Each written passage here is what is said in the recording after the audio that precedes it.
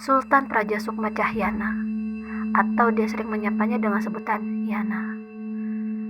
Dia adalah seorang panglima perang yang sangat tampan, serta terkenal tidak pernah terkalahkan oleh bangsa manapun. Serta dia digadang-gadang pewaris pedang hitam naga yang terkenal bahwa dia tidak akan mati jika mempunyai pedang itu.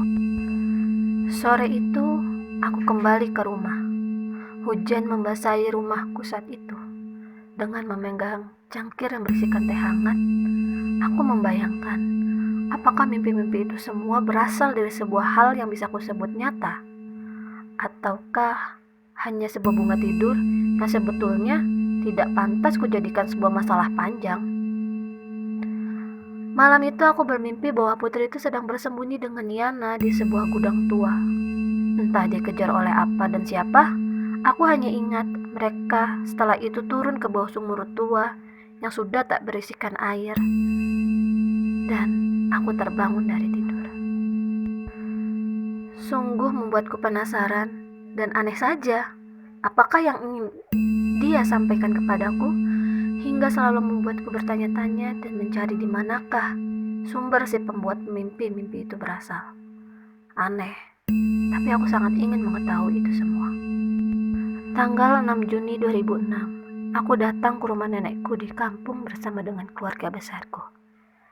Di sana aku bermalam cukup lama, dan kami sekeluarga pun pergi jalan-jalan ke sebuah desa tempat dahulu nenekku pernah tinggal dan lahir di sana. Namanya Desa Pula Praja. Nenek pun cukup akrab dengan orang-orang di sana. Bisa dibilang sejak lahir sampai umur 85 tahun ini, nenek pernah tinggal di sana. Sampai di sebuah candi besar yang katanya dahulu di belakang candi itu terdapat sebuah kerajaan yang sangat besar. Tetapi karena terjadinya peperangan, kerajaan itu pun hancur dan sudah tidak ada lagi seseorang turunannya pun membangun kembali kerajaan itu. Pernah ku dengar bahwa anak semata wayang raja itu pun hilang entah kemana. Lama sekali aku bertamu di rumah nenekku yang lama itu. Dan banyak sekali nenekku bercerita tentang masa lalunya dan tentang apapun yang selalu dia ingin ceritakan kepada cucu-cucunya. Sampai pada tiba di sebuah cerita yang menurutku ini ada sangkut pautnya dalam mimpi-mimpiku. Nenek bercerita bahwa saat kecil di Pulau Praja, nenek pernah berteman dengan seorang gadis kerajaan. Tetapi saat itu nenek tidak tahu menahu bahwa dia adalah seorang putri kerajaan. Nenek bercerita bahwa putri itu hilang setelah mendengar bahwa kekasihnya akan dibunuh oleh ayahnya. Karena keserakahan ayahnya yang menginginkan sebuah pedang yang digadang-gadang, siapa saja memilikinya, maka 1000 purnama pun pemiliknya tak akan pernah mati. Mendengar berita itu, putri pun menghilang bersama dengan kasihnya. Dan sampai saat ini pun tidak ada satupun yang tahu keberadaan putri itu berada.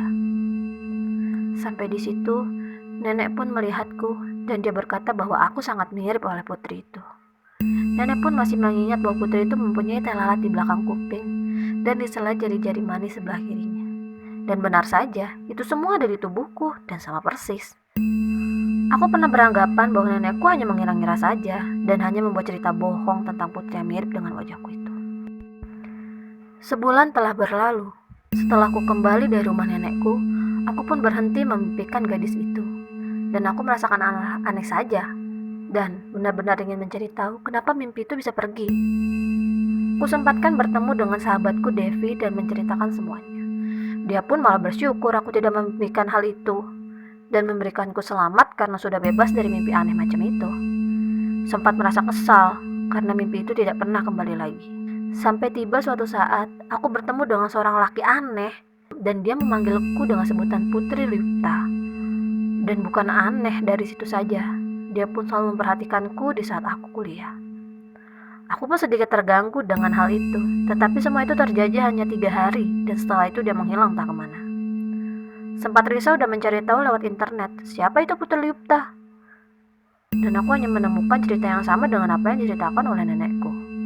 Alih-alih ingin mendengar cerita nenekku lagi, aku pun mengajak salah seorang sahabat terdekatku di kosan tempat tinggalku.